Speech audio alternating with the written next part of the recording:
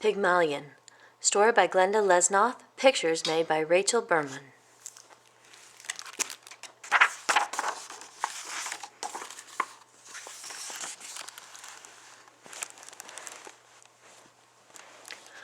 Once upon a time, in a town called Pigsville, there lived a piglet named Juliet.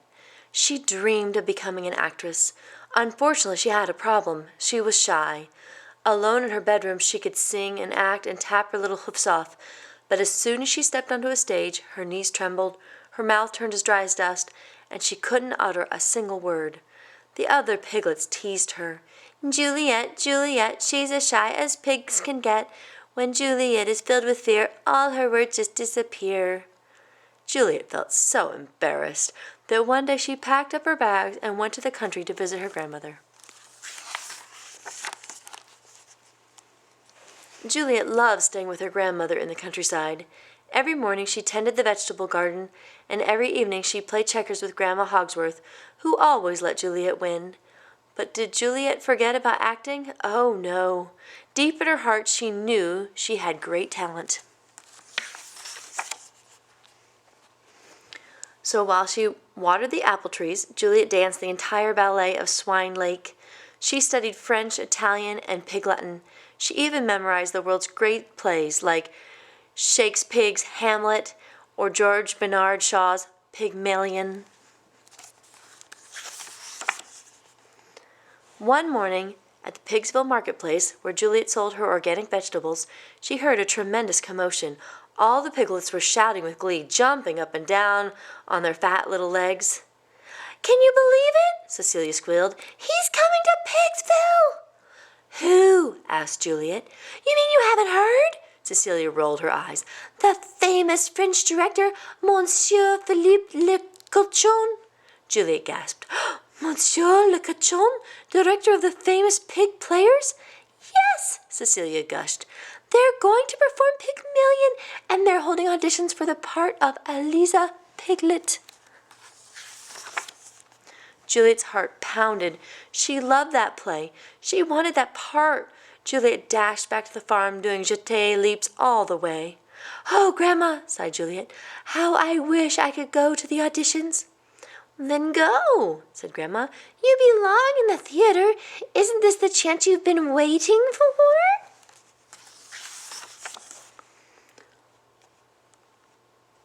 On the day of the auditions, Juliet sat nervously in the dark balcony of the Pigsville Playhouse. Below, dozens of piglets, including her friend, Cecile, rehearsed their lines. They did pliés, pirouettes, they plucked their whiskers and powdered their snouts. Suddenly, the theater doors flew open and in walked Monsieur Philippe Le Cochon. He simply radiated stardom. Juliet watched from the balcony as Monsieur Le Cochon spoke. "Bonjour," he said in a deep, rumbling voice. "As you know, somewhere in this very room is the lucky piglet who will be my star, my Eliza Piglet. Piglittle." The piglets swooned as Monsieur Le Cochon told them about the play. "This is the story of a pig with a dream," he exclaimed. "Eliza Piglittle is a plain peasant pig who sells her vegetables in the marketplace. The other pigs, they laugh at her." Juliet sighed. Wasn't it just like her own life? "But," continued Monsieur Le Cochon, "in the end, Eliza becomes the pig magnifique, the special pig that she always knew she was." A tear slid down Juliet's cheeks. She knew she could play the part of Eliza Piglittle, but what if she auditioned and her voice cracked? She couldn't bear the thought, so she watched from the balcony as piglet after piglet trotted onto the stage. Cecile read a speech from Pygmalion, but instead of saying, "The rain in Spain falls mainly on the plain," she said, "The pain in Spain is mainly from the rain." "No," snorted Monsieur Le Cochon. "This is wrong, wrong, all wrong. Where is the drama? Where is the passion?" At the end of the day, Monsieur Le Cochon sat alone in the theater, disgruntled. "Mon Dieu," he muttered, "what a headache I have. I should have never should have left gay Paris for the provinces. Then, from the balcony, he heard a voice, a sweet, clear, enchanting voice, reciting the lines of Eliza Piglettle. Monsieur le cochon leapt to his feet and stared into the darkness. "Wonderful! Extraordinaire!" he exclaimed. "At last, my Eliza! Come down at once so I can meet you face to face." "But I can't," whispered Juliet. "You must!" cried Monsieur le cochon. "The play she opens in 1 week. I will have you as Eliza and no one else." With a great sweep of his hand, he reached towards the balcony. Juliet shivered with excitement. "Yes," she blurted out, "I'll do it. I'll be there on opening night." "Wait," cried Monsieur le cochon. "What about the rehearsals?" He dashed up the stairs, but his mysterious Eliza Piglettle had vanished. All week the famous pig players were in an uproar. "How can we rehearse without the star?" they asked. "Who is she? What if she doesn't show up?" "Enough," bellowed Monsieur le cochon. "Let us begin." And from the corner of his eyes he saw Juliet peeking out from behind the scenery and smiled.